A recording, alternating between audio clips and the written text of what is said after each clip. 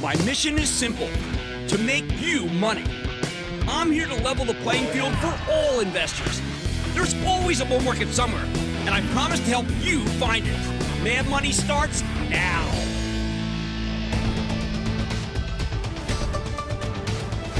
Hey, I'm Cramer. Welcome to Mad Money. Welcome to Cramerica. Other people want to make friends. I'm just trying to make you some money.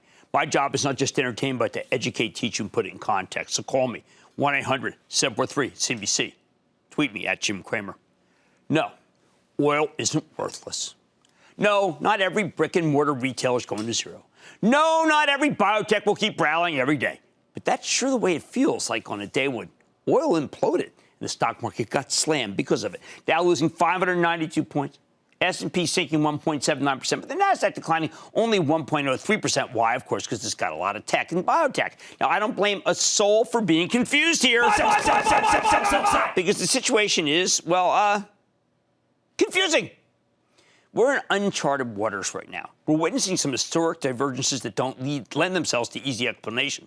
We have to take them one at a time because some of these are so extreme that they almost feel like science fiction. Like the price of oil falling to negative $37 and change today?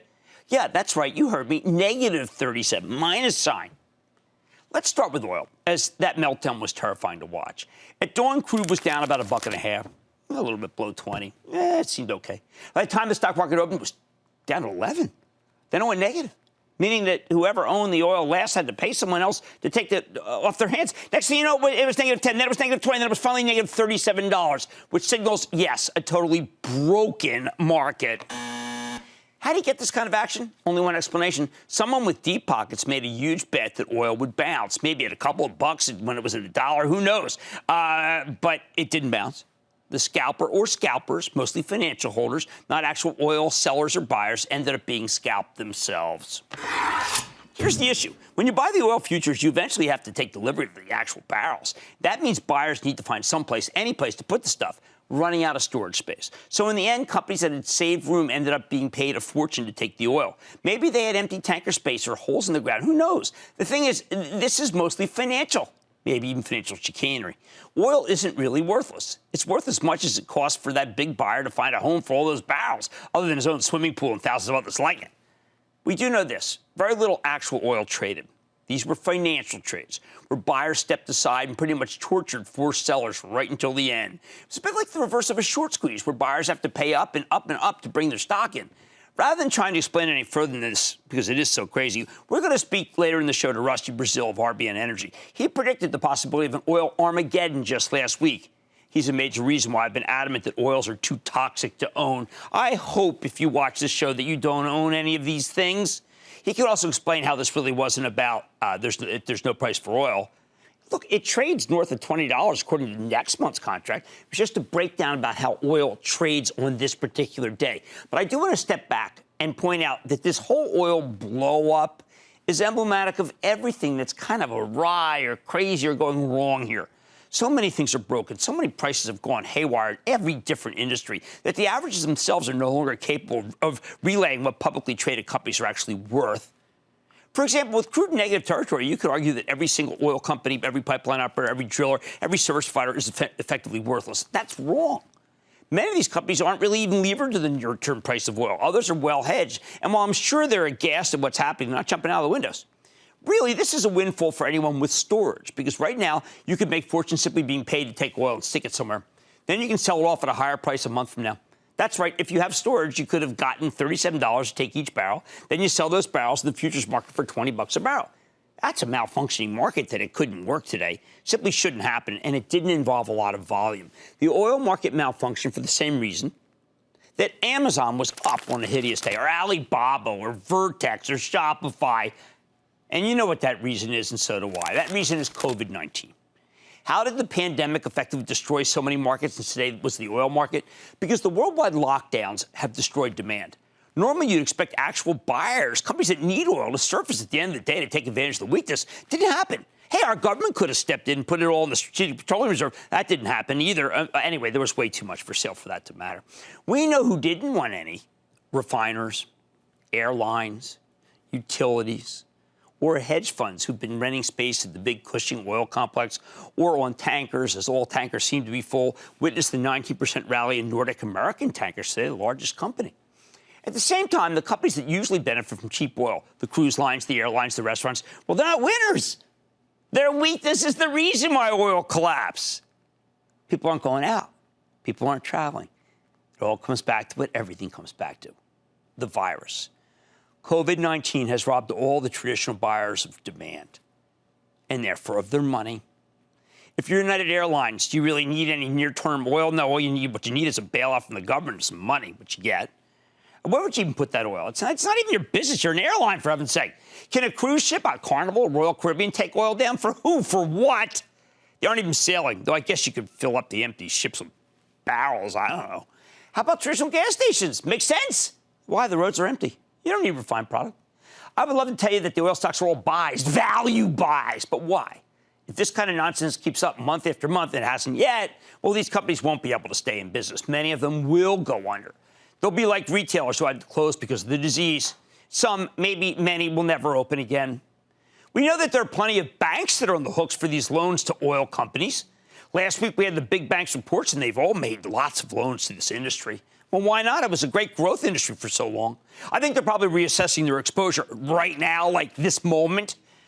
They got clobbered today. A woeful group in need of, yes, a vaccine. Someone complained on Twitter today, Jim, all you do is talk about a vaccine. You know why? Because only a vaccine is going to bring us back to the way life was. The most important takeaway of today is you can't ignore something this big like oil. You can't say, oh, it's just those wacky oil traders. I sure wanted to do that all day. I rewrote this top like 10 times. While it definitely made things worse, the real story, though, is without real demand, a lot of things go wrong, whether it be with retail, whether it be airlines, small business, or, yes, oil. How about the rest of the market? Okay, look at this. On a bad day, Amazon, Shopify, Vertex, Abbott all managed to rally because of the other side of the trade. No, not of the oil trade, of the COVID trade. These are companies that do just fine during a pandemic. Some of them benefit from the lockdown. Shopify. Will you see that? Amazon. Others make essential medications like Vertex for cystic fibrosis. And, of course, Abbott's got the coronavirus test. I think the president called it the hot one. What should we do? Take a breath. Oil's a distortion, a financial distortion. Oh, sure, it deserved to break down today, but not this much. That's what the action in the oil producers tells us. Some of their stocks, like Apache, barely down. The main takeaway from today is that our economy remains closed. And when an economy is closed, guess what? You don't need a lot of fossil fuels. Bottom line, I rack my brains trying to figure out which businesses can thrive at a time. Let's see. Gasoline is cheap. You need to stay in your car. You can't congregate, can't go to the movies. And you know what? My makeup person came up with it. We need to bring back the drive-in movie theater. It's the only out-of-home entertainment that's cheap and not too dangerous to enjoy. Let's go to Rob in Kentucky. Rob. Booyah, Professor Jimmy C. from the postponed 2020 Kentucky Derby City. Oh. Well, look, I mean, I've been to the Derby many times, and I will be to the Derby again, all right? So let's get rolling. Third-time caller, every night viewer. My question, is there any luster left in the golden arches of McDonald's, or would I be better off putting some dough in Domino's Pizza? And thanks from all of us home gamers. Oh, you're terrific. Thank you. McDonald's is at 2.75% yield, so therefore I think it could go lower. These stocks, these big consumer stocks tend to stop at 3. Domino's Pizza is the way you eat in the time of COVID. I like it even up here.